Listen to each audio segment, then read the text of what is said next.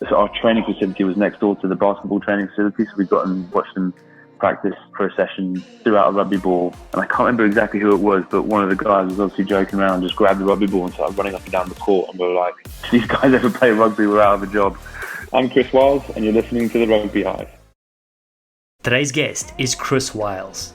He played 54 times for the USA Eagles from 2007 to 2015, taking part in 3 Rugby World Cups and named Captain America for the 2015 event in England. Wyles represented the USA for 3 years on the HSBC World Rugby 7 Series, blitzing 50 tries in just 13 tournaments. He returned to play sevens and wear the USA jersey at the 2016 Olympic Games in Rio. He also played over 250 times for Saracens from 2008 to 2018, winning 4 Premiership titles and 2 European Championships. Following his retirement from the game, he kept his funding alive with Wolfpack Lager. Here is British-American legend Chris Wyles, also known as Shrek. He's so dangerous, Freddy Krueger has nightmares about him! Hello and welcome to the Rugby Hive. I'm Dallen, Stanford, and despite my South African accent, I was fortunate enough to play rugby for the United States on the Sevens World Series. And I'm McDouga, a former Canadian Sevens international. Back in my playing days, I went head-to-head against Dallen in the USA. For several years, Robin has coached international sevens for various countries, including Canada and Mexico. He's massively passionate about growing the game across the Americas through his McDouga rugby programs at all levels. I'm currently a commentator for World Rugby, most recently broadcasting the Rugby World Cup in Japan, as well as the amazing Sevens World Series. More than a decade later, we are teaming up to bring you insights from legendary players and coaches from around the world. All legends have a story. The Rugby Hive podcast is here to share it. Welcome to the Hive. Oh, he's more dangerous than climate change! Hello and welcome to episode number 18. The time is certainly flying by, and this episode is a brilliant one. Good friend of mine and legend Chris Wyles, former USA Sevens, former 15s Eagle, Premiership Rugby Warhorse with Saracens for well over a decade. I met Chris, affectionately known Shrekky, because he looks like the little monster himself, during the Sevens World Series camps in San Diego back in 2007. We traveled the world for 3 brilliant years, and I'll never forget one of the plane journeys back from Hong Kong. He said to me, he not only wanted just to represent the Eagles, he wanted to go to Rugby World Cup for the 15 side. He wanted to play 10 years at the Premiership level. He exceeded those goals. Now he's funneling with Wolfpack Lager, a company he founded with fellow Saracen alum Alistair Hargreaves. And Robin, we can't wait to be sponsored and to funnel those here in the US. And I know one of your personal highlights is getting stepped and carved up like a Thanksgiving turkey by Chris. He's a full package, that guy, on the field and off the field. And he's an intelligent guy as well. And that American/British accent, he's got a very cool story and background, how he grew up. He'll dive into in the episode, but just all class. And yeah, I can't wait to sink a few jars with him and you sometime in the near COVID future. My friend, we also have some other good, exciting news at the Rugby Hive. We have a new addition. Can you give us, our listeners, an update? Well, we're both thrilled to welcome Karen Gasparino to the Rugby Hive team. Karen has been involved in rugby for over a decade across North America. She's obviously an avid Toronto Arrows supporter, being based out of the greater Toronto area, but she's a fan of MLR and all teams, both Canada and the US. Obviously, holds Canada a little tighter to the chest like me, but ultimately she wants to see rugby grow in the Americas.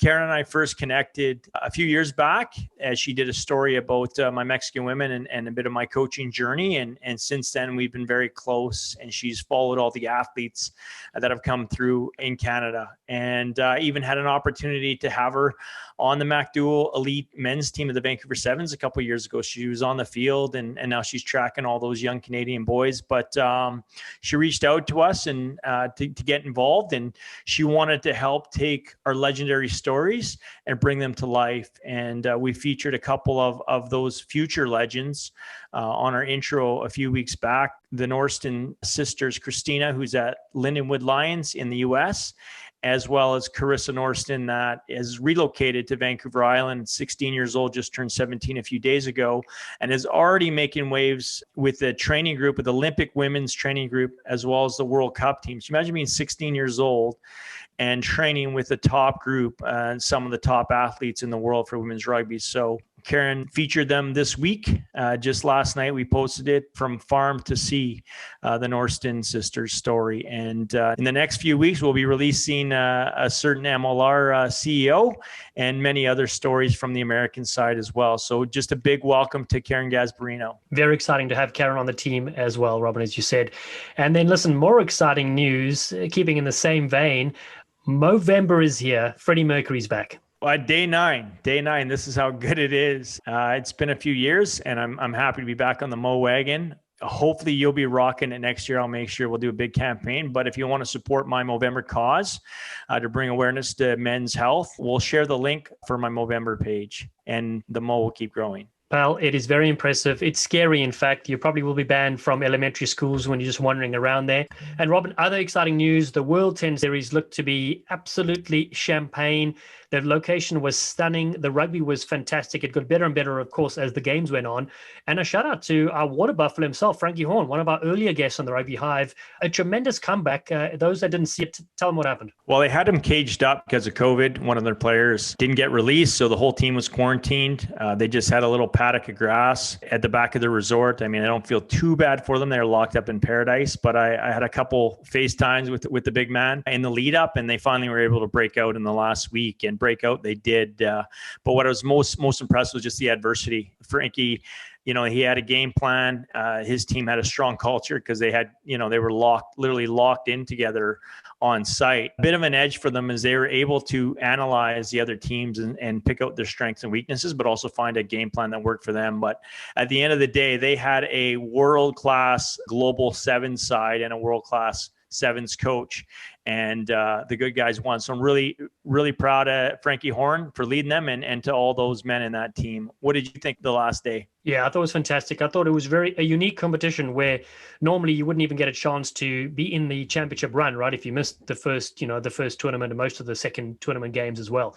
But it was really good. The rugby was excellent. What I really enjoyed, I think, about the whole thing also was that, so not only is it a different game, which there's some intricacies which players have then obviously learned over the last few weeks, but it was really cool to see a select professional side playing with each other. So you had the likes of like a Cecil Africa throwing a long ball to a Collins and Jera from Kenya. So normally those players would go head to head, and here they're on the same team, and that was the same for all the sides. A lot of good Canadian and Americans mixed in there as well. Josh Larson from Canada just kicking a crossfield kick for the corner for the wing. The lock forward just putting on his number 10 jersey. So things like that I think were really cool and really impressive, and it's just fun to watch rugby again, right? What did you think of the bonus kick? Conversion jeopardy I thought was an interesting one. I would prefer to have more try scoring incentives than kicking incentives, but I did think it was kind of cool that if you were down by 1 to 5 points, you could have the equivalent of that kick to win it. I did like Bram van Straten at 49 years of age coming onto the field. The manager, I don't quite know how the squad lists work, but his name obviously was on the list. He came on just for that and kicked the winning kick from the halfway line, which that was pretty cool. I mean, how many times you have a 49-year-old carving up professional rugby? We need a Rugby Hive team next year, and Johnny Wilkinson is going to be on the bench, and we'll just pull him out, left foot, right foot. But shout out to Matthew Turner as well. He went into like 18 overtimes to get it done. I was so impressed that a guy that doesn't really kick for goal in 15s. Matty Turner, the Sea Wolf, the Tiger rugby legend as well, the kitchen mouse. He was on fire. He can do it all. He really is a professional. All he needs is a mustache. Exactly. So let's crack on with it, and let's bring that support in for the Rugby Hive, brought to you by Manscaped, who is the best in men's below-the-waist grooming. Manscaped offers precision-engineered tools for your family jewels. Get 20% off and free shipping with the code RugbyHive at manscaped.com. That's right. That's 20% off free shipping at manscaped.com. Use the code RugbyHive. Your balls will thank you. Your stash will thank you. Your body will thank you. We also want to thank our legendary partners that have been with us from day one: Gilbert Rugby Canada, Brand Marinated Focus Care Products. You hit us up on all the socials at Rugby Hive on Twitter and Facebook, at My Rugby Hive on Instagram. It's time now for episode number 18. An extremely special guest, Chris Wyles, my friend. The viewers there can't see it right now, but you're sporting a brilliant mustache. How are things going for you, my friend? Yeah, thanks for having me on. Going well. Surviving, trying to keep as busy as possible in these slightly strange times, and hence the moustache. Well, we're going to put some stuff on the social media as well. Very Freddie Mercury-esque. Been doing any singing with your little ones? No, mate, no singing. You don't want to hear me sing. In fact, you probably have heard me sing. It's terrible. Yeah, well, can't be worse than me. Verity's the only one in the family that can sing. And so, pal, let's go here. You were born in Stanford, Connecticut. Okay. Do you remember anything about growing up in the US? You were there for probably, the first 10 or 11 years of your life. And how did that circumstance come about? I remember very vividly my childhood in the US. I left in just before 96. So we had some, and I was born in 83, so I had some good years there. The majority of my time was in a town called Allentown in Pennsylvania. So it's pretty suburban, lots of space. I remember it being an amazing childhood filled with sport and activity. And I say that just because when you come to England, it's an island essentially, it's much smaller, less space. So that was the kind of thing that really struck me when I came over here to the UK. And funny enough, I've been recently watching The Last Dance, which I'm sure everyone has.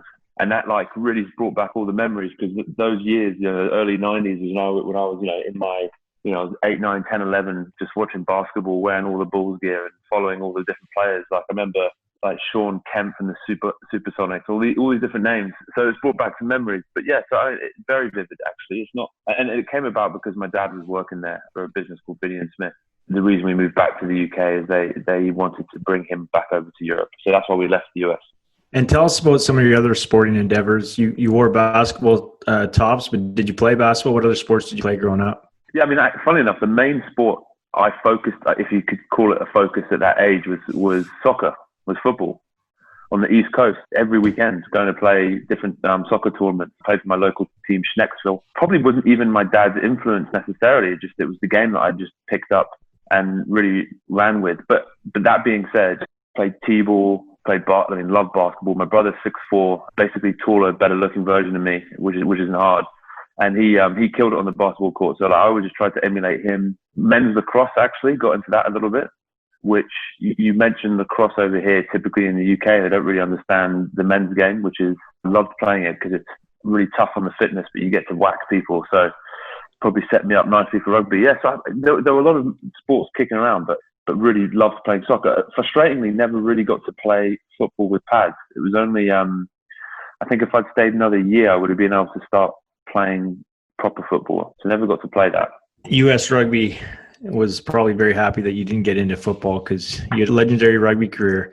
Tell us about your education. You studied politics at the University of Nottingham. It was a pretty tough degree. I knew it at the time that in my head, I was trying to focus on rugby, but my dad made me stick with the degree, and I'm really thankful for that because it was a really enjoyable experience. I think rugby players now, becoming more professional, don't get to have these life experiences.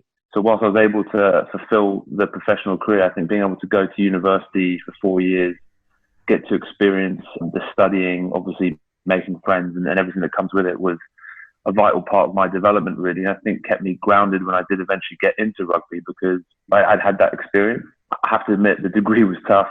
I wasn't quite ready for how difficult I found it. You need lots of reading and lots of analysis, but eventually got there in the end. So yeah, very, very thankful I stuck with that. Thanks to my dad, actually. And Chris, your first professional rugby contract was signed in 2006 with Nottingham RFC, but a lot changed for you over the next 12 months, particularly in 2007. Can you talk us through how that came about and your journey in the short space of time? Without trying to go on a huge rant, from school, went to Nottingham and had 2 years at Leicester Tigers Academy. And the interesting part there was that Dan Lyle was there. And I remember it vividly. I was walking around and we didn't get to interact much with the first team because we were on different training schedules. I was just there doing Tuesday, Thursday evenings. But I remember seeing Martin Johnson and Dan Lyle, and I was like, I recognised Martin first, obviously, because at the time he was so well known. But then I just looked at Dan Lyle and I was like, geez, this guy's huge. He was huge. I just remember that. Anyway, so then went on to Nottingham, left Nottingham, went and played it, my first, I would call it my first full-time professional contract at Northampton. And unfortunately, things didn't go really to plan. Strange enough, I was in the England Sevens wider squad. And if I had played an England Sevens game, I wouldn't have been eligible for the US. But because the season didn't go quite to plan, Northampton got relegated and I didn't actually feature on any of the England Sevens tours because there were so many injuries at Northampton. The US got in contact before the 2000 World Cup and said, would you be interested in trying to have a crack at playing in the World Cup team? Which, as we discussed the other night, allowed me first to have a go at the Sevens in Hong Kong, which very fortunately managed to get involved in the US Sevens setup as well. And so what was it like? Because as you said, you were in the England training squad and you'd spent most of your life in England. What was it like representing the US Eagles at that 2007 World Cup instead of England? It was actually pretty amazing because I've said this before. At the end of that Northampton contract, I was almost ready to give up playing professional rugby. I had found it was a very difficult year, and I thought to myself, I'm probably better suited going out and finding a job. When the US came and gave me the opportunity, obviously I jumped at it. And then it was just so refreshing going into a different rugby environment, meeting a great group of people. One of the things I really noticed about US rugby, which I think is, probably the same with Canada rugby, is particularly at that time, there was no real professional structures or setup. And so it was just this feeling of everyone in it. Mike Petrie, I just quickly deviate. I always remember Mike Petrie having to play the All Blacks in November 2014. The week before he was plumbing. Then the next week he's having to play the All Blacks. It's that kind of attitude of everyone's in it together. We know we're up against it, but it just created this awesome environment of lifelong friends and lifelong memories.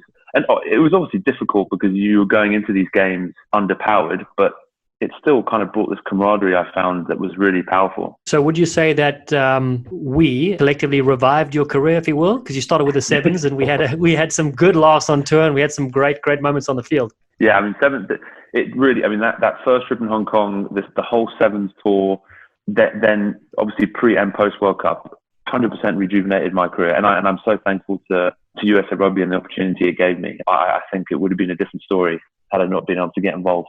And the Sevens was just, we've talked about that the other night. Those are some of the best memories, I think, certainly of my career, of the people I've met, where we got to visit. And I think the thing with the Sevens, what struck me is that, and again, this is probably a similar story with Canada, is I think it was at a point where we were both trying to become competitive in that Sevens environment, and it was almost there. It's easier to become competitive in the Sevens environment than in the 15s. There's so many more complexities. So that I found really awesome as well, that we were fighting this fight to become a competitive Sevens team. And every time we beat a Samoa, or we got closer to South Africa, or I don't think we ever beat Fiji in our time, but we started pulling off these wins, and it was awesome.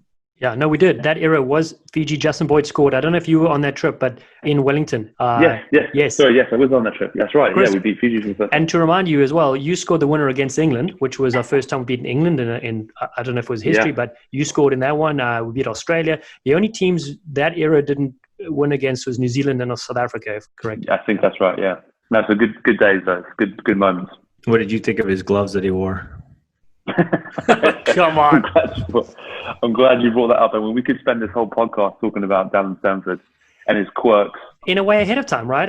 People wearing gloves now. I know it's a terrible situation we're in, but we should pull them out, actually. Yeah, you should. When did you actually officially retire the gloves? Were you still playing with gloves? You finished your career wearing gloves, basically. Is that right? Yeah, unfortunately. And I look back a lot of photos, like a friend of mine, Brent Russell, played for the Springboks, and he had gloves and he gave me a bunch of them. Then I see photos of people posting of that era of one or two South African players wearing them. And it was a thing back then. Honestly, it was. But I don't know why I wore them. I should never have worn them. And yes, I wore them the whole time. I need to do some photoshopping edits on them. But to give you credit, it wasn't like you had good hands. You didn't need gloves, man. That was probably your one skill set. I wouldn't say your speed or your strength. No. Never seen. Maybe that's why, though. Maybe that's why more guys should have worn them. Yeah, exactly. The gloves, the nerdness, the cleanliness, the speed of his talking. Chris, this episode is about you. We'll get into your nickname while we call you the Shrek later. Robin, back to you. Sorry, I'm just dying over here. So just to change gears here, we had Tuck Lever on the Rugby Hive the other day, and he took us through the Taku Nwanga try. I hope I said it right there, Dallen. Nope, you didn't. Nwanga. And it's Todd Clever, but that's Robin. This is fine. We can go back and forth. I'm a rugby coach. So what were your memories from that World Cup try of the year? So first quick story on that was Taku came into the squad late because we had an injury to our fullback. South African guy, Dallen, that you would have played many times with. Yeah, Francois Viljoen, right? Francois Viljoen. Fortunately, he got injured right before the World Cup, which gave a shift in the squad a little bit. I think Taku would have joined anyway, but I suppose I'm going to this point because I think it's such a fascinating story. So he gets in the squad. He hasn't played huge amounts of rugby. We do some warm-up games, and we can all see that he's got this raw pace and a phenomenal athlete. And then he just starts layering on the ability to understand rugby, and he does that really quickly. But still, by the time we got to the World Cup, and I think he wouldn't mind me saying this, he hadn't, he was very raw in terms of his rugby ability. We had played a warm-up game in Aspen, Colorado, where I was against him on the wing, and he handed me off and made me look like an absolute idiot, rounded me like a parked car, as Dallen would say. So I knew what his handoff was like and his pace. And then, if you remember, he scored a really good try against Samoa where he handed off Alessandro Tuolangi and ran in. So people were taking notice at this point already. And I just felt before, and it's easy to say now, I just felt before that game, something was going to happen. And even, I remember like a few guys saying to Taku, like, this is, he was against the banner on the wing. It felt like there was something bubbling with him. You give him the ball and something was going to happen. And then the actual try itself, all I remember was trying to catch up to Todd and to anyone. I couldn't catch up to anyone. Todd handing off, I think it was Butch James, and then Alec Parker getting the ball, chucking it to Hercules. Hercules throwing this like absolute doozy over the top to Nguyen. We're like, right, okay, maybe if I get set up for the next phase, I might get the ball because I'm just running around like a nutcase, not doing anything. And then he scores this on the pitch. I think you do understand the significance of it, but like now looking back on it, Taku went on to play over 250 games for Beirut. He became this really well-rounded rugby player. There's a hat-trick that he scores against Ospreys, which includes a handoff, his typical handoff and pace, a chip over the top and a regather, and then some like good handling exchange. The significance of that try, I think, you look back on it, to go ahead and have the career he did and do all the things he did, it's huge. I mean, you have to say it's probably one of the best tries in the World Cup, in any World Cup.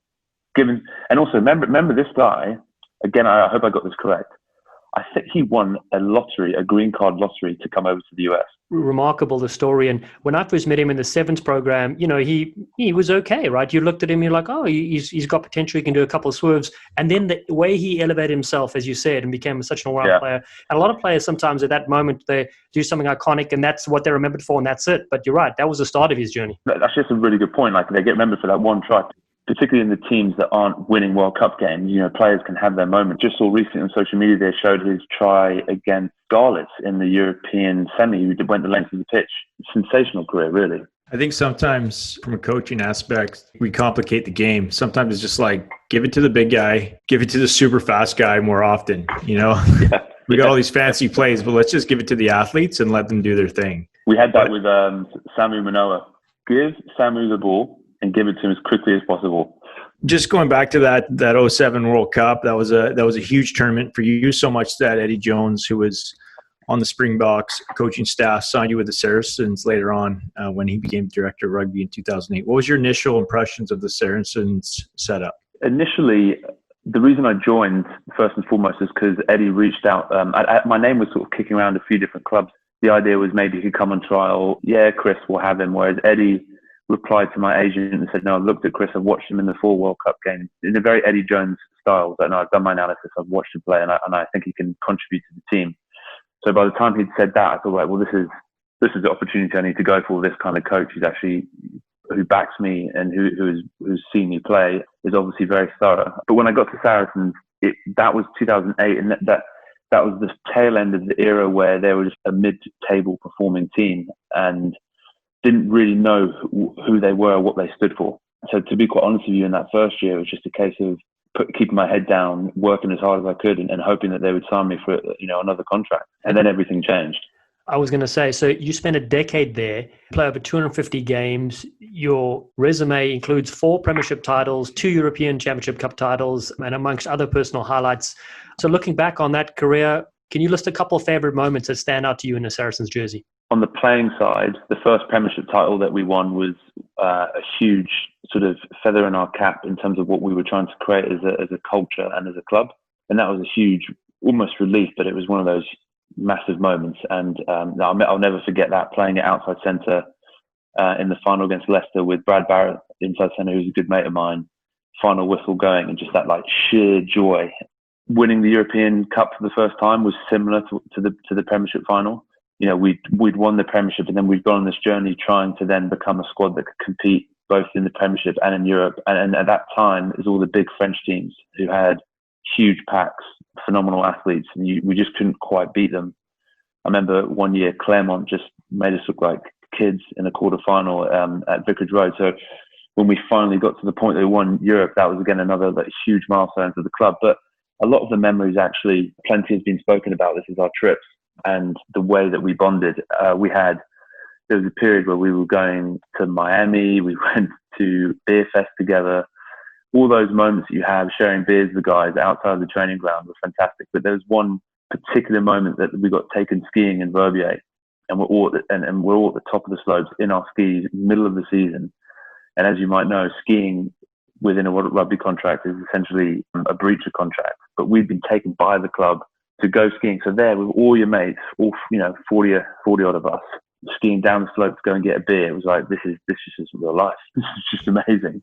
And funny enough, that the method and the madness there was that we would get to understand each other better, get to know each other better, and have these shared moments outside of rugby, so that when it came to making that last ditch tackle or getting up into the line that little bit quicker, you would do it because you'd had these shared moments and you built these relationships. 2 on-pitch moments, but certainly being in Verbier in the middle of the Alps skiing is right up there for sure. Yeah, it's all about connecting off the field and making those lifelong friendships. So we'll get to your involvement after the game in a second, but Saracens led the way for many years investing in their players' futures. Can you comment on that, throughout your career? Were there programs set up by Saracens, and what would you say about that? Obviously, the elephant in the room is the recent salary cap issues of Saracens. Just commenting on that really quickly, that the fact is, a lot of what Saracens put in place and the culture they created has got nothing to do with salary cap issues. I think that whilst I don't think everything that happened at Saracens was 100% perfect, I certainly believe a lot of what was created didn't require huge amounts of money. One of the big things I think they were able to do was encourage players to look after themselves for life after sport. And that isn't investing, it's investing in their time. So it's investing in studying, it's investing in looking at players' well-being mentally, and generally pushing players to explore what's out there outside of rugby. And I think they were the Saracens, certainly in England, were the trailblazing club in that regard. And for us, that led Al and I to, before Al joined the club, Alistair Hargreaves, he'd just come from Durban. He met me at a time where I'd had about 3 or 4 years worth of working with one of our sports psychologists and head of PDP, as we call it, personal development program, who'd been pushing me to try internships, to explore further studying, to really just to continue to see what was out there in terms of the workplace. And when Al joined, we were in the perfect position to say, hey, let's do something together.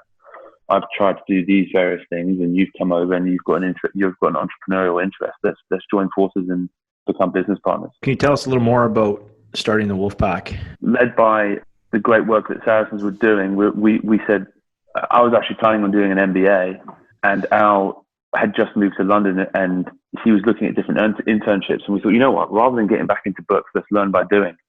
So we said, let's start a business. Let's literally start a business straight away and make failures and not have that fear of failure, because at the end of the day, we just want to learn different aspects of business and what it takes to start up. Fortunately for us, when we started the business, by the way, we'd always meet for coffees, and coffees always turned to beers. And we was like, okay, this is a sign. Let's do something in beer. So we started a beer business. We converted a double-decker bus and parked it on the side of the stadium and sold our first lager from this double-decker bus. And the first game was the first home game in September 2014, and it had a great reaction. We sold a load of beers, and we were like, I think we're onto something here. So things just progressed nicely. For the remaining kind of 2-3 years of Alice's career, when we were both, before he retired, we were just diligent. We tried as best as we could every day off to approach the business as professionally as possible and learn as much as we could in the industry. And we were both motivated. And as I said earlier, we weren't scared of failure. We saw that as part of the process, which I think ultimately put us in a good place to succeed in certain areas. The beer industry is one of the most competitive in the world. I had 9 years with it myself, both from a large brewery and as well as a craft brewery as well. What were some of your biggest challenges that you've had to overcome? On the industry side of things, it's really cutting through the amount of products that are now out there. We focused on lager products, and in 2014, perhaps we were one of the few that had done that in England, or at least in London. And so it's really kind of trying to cut through the white noise of all the different products and offerings. So we had to make sure that we were unique. And I think the great thing was that we were still playing for Saracens and we were professional sportsmen. So our story was very different to other craft breweries. And then, as you say, on the bigger scale of things, big breweries just have such a have such a strong hold on the industry, from their massive listing fees to their just sheer power and size. So it's kind of making sure once you get on tap, and I'm sure it's everything you've dealt with for many years, as you say, it's making sure getting on tap is one thing, and then having the consumers it's the pull through is people actually understanding what your beer is about and being able to keep that rate of sale. But we're now in a position where we own 2 bars and we have 2 different styles of beer. So we're operating on both the distribution side and the retail side. It allows us to learn lessons from both sides. And the reason we moved into the retail side is we saw what we could achieve on the retail margins with our bus. You know, as you know, delivering kegs is a high volume, low profit game. So we wanted to also get involved. And for us, having bars is also a way of allowing us to kind of talk about our brand and what we stand for. And it's like the home of Wolfpack. Actually, Dallen's been there. You've been there to Queen's Park. Oh, loved it. It was great. In fact, I'm one of the only people in America that has one of your pint mugs with the cool logo.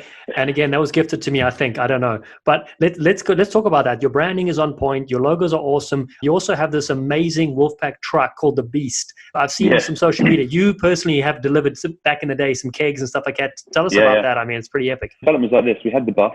The Wolfpack bus. We poured beers from the bus. That was successful. Like, great. That's awesome. We then wanted to replicate that experience easily outside of the stadium.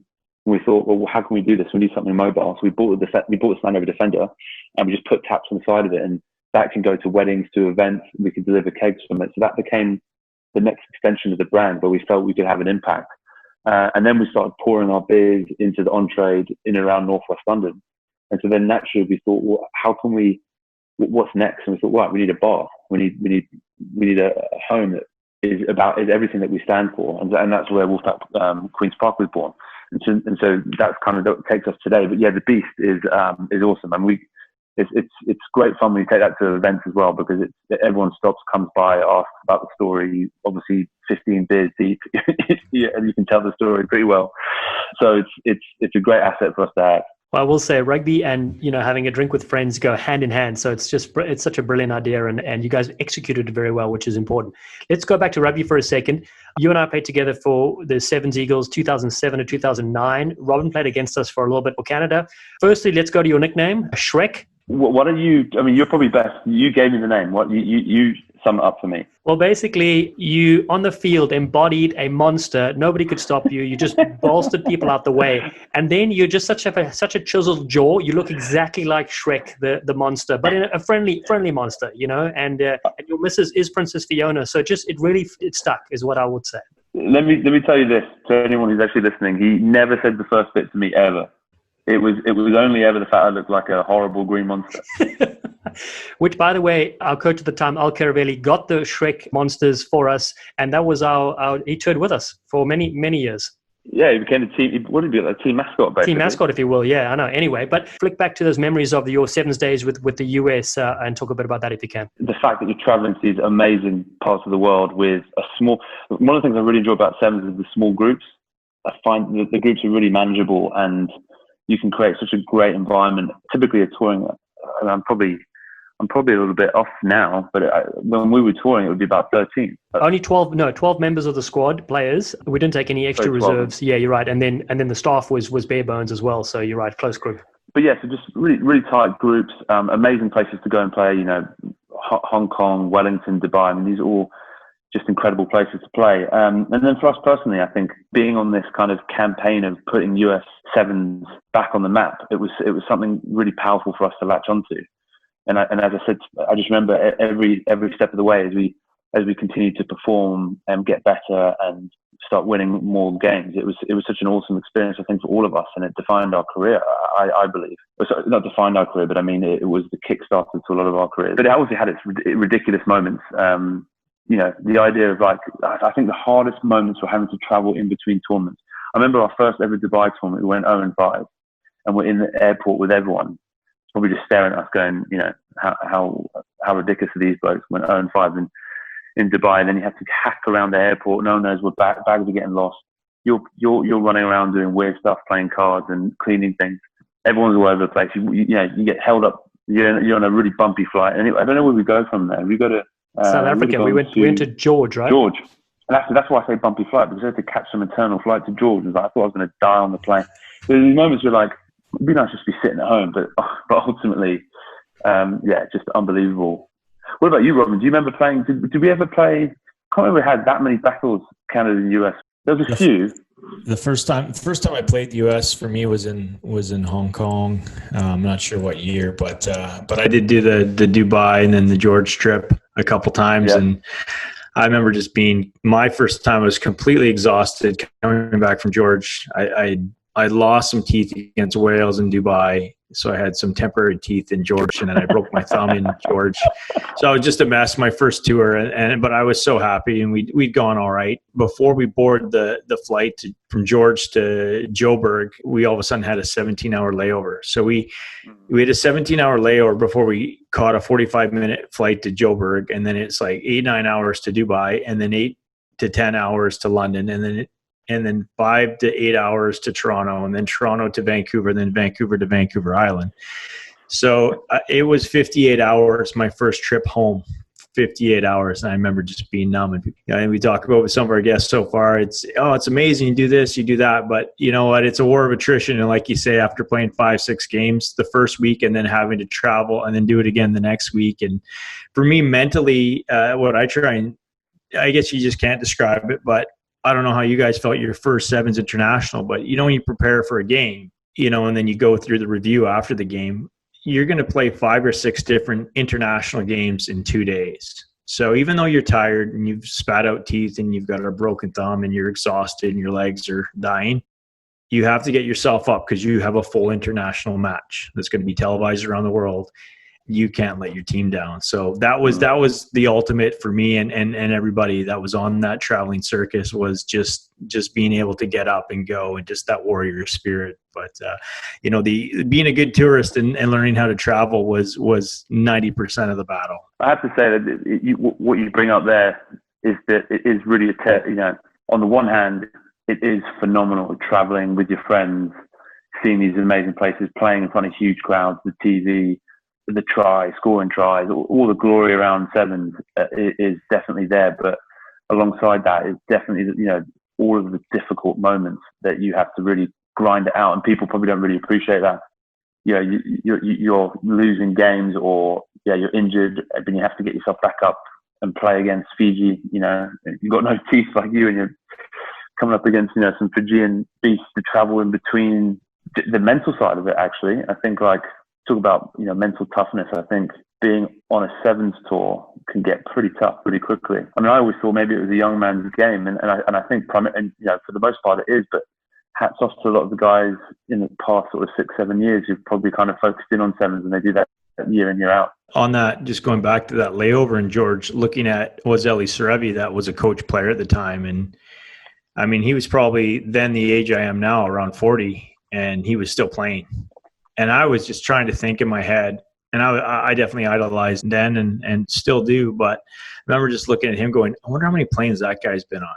And he was just so chill the whole time, even though, like, for him, he's never at home. And then fast forward, as far as it being a young man's game, I'm way better at it now. I mean, I still do it. You guys still do it on the road.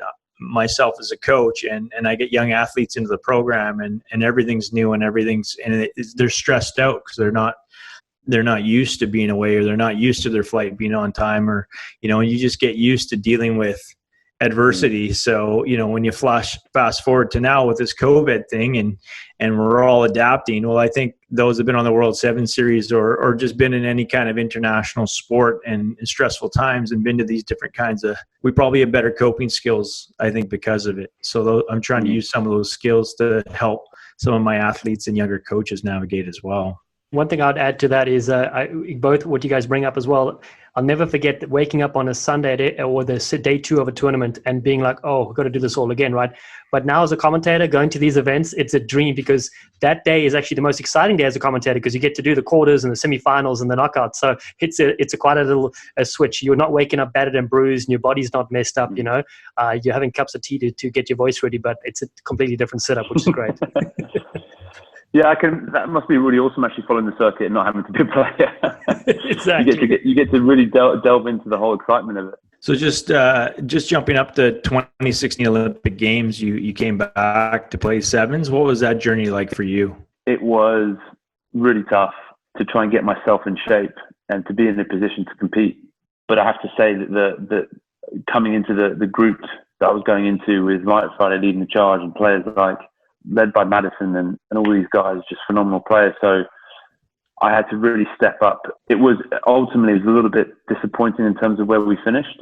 And I always look back and reflect on it and wish I could have done more. Could I have done something slightly differently in terms of my own input? But, it's tough because these games, as we all know, sevens, it's such small margins. And the first game we played against Argentina, it was a bounce of a ball, I think, basically, that led to an Argentinian try, which kind of set the tone for the tournament for us. But it was, in terms of an experience, being part of Team USA, getting to even fight for a spot in that sevens group, getting to see guys like Perry and Carlin train and play up close and personal, get to spend time with Mike Friday's coaching and really understand what they're building there and what they've been able to achieve was awesome. And then obviously ending up in Rio and being surrounded by all these ridiculous athletes. I remember going to the opening ceremony and just walking along, and in front of me I was like, geez, these guys are big, who are they? And it was the basketball team, just like spotting, all these different guys. Like, this is ridiculous. So there's some really surreal moments in that and really amazing, fun memories. I just, as I said, like the competitive side of me thinks the squad was in a position to be able to medal, I think. And that's a big statement, but I think they had the quality of players to medal. And Chris, full circle though, would you say as a youngster growing up in America, watching the basketball players, and there you are at the Olympic Games next to some of them? It's crazy, yeah. One day I was sitting in the cafeteria and Serena Williams just sits next to Colin, starts having a chat, and we're like, this is just crazy, this is awesome. Like, and then, yeah, so it's full circle. We also went out and watched so our training facility was next door to the basketball training facility, so we got and watched them practice for a session, threw out a rugby ball, and I can't remember exactly who it was, but one of the guys was obviously joking around, just grabbed the rugby ball and started running up and down the court, and we were like, do these guys ever play rugby? We're out of a job. But yeah, I mean, it was a really special time. So now switching gears back to 15s, 3 World Cups, 54 times capped for the US. Can you give us your insight into that 8-year journey? Particularly, you played professional rugby with the Saracens and then being available then to travel with the US. How was it balancing all that? Yeah, it was tough, but I think going back to my first point is I always found the group environment in USA Rugby amongst the boys in the squad was always phenomenal because it was guys really just we were fighting for each other, and things weren't always perfect, far from it, but lifelong friends and fantastic memories. But I think from my personal experience, it was tough going from the Saracens organisation where things were very professional and there was a certain quality to then trying to jump into the US, and that was the reality of the situation. Yeah, I mentioned someone like Mike Petrie having to work the week before he then plays against the All Blacks. It's huge challenges in that. Just fantastic memories. Always wish we were more competitive. That's the reality. Played 3 World Cups and only won 1 game against Russia. And I'd love to have been in a position to win more games with the US. I think we're all aware of the challenges. Yeah, speaking of those challenges, I've kept in touch about Major League Rugby and about how the game is growing here in the States.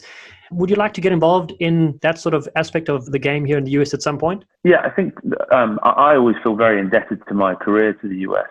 There's a huge part of me that would love to come back one day, and I don't know when it will be, and I don't know in what guise, but to come back and contribute. And I really want to be able to come back and contribute in a tangible way, in a way that really does help. Hopefully in the future that comes about, an opportunity does come about, because, yeah, as I say, I feel very indebted to the game in the US. I hope that, obviously there are some tough times at USA Rugby at the moment, but I do hope that with the MLR and with sevens in the Olympics, things can continue to develop and grow.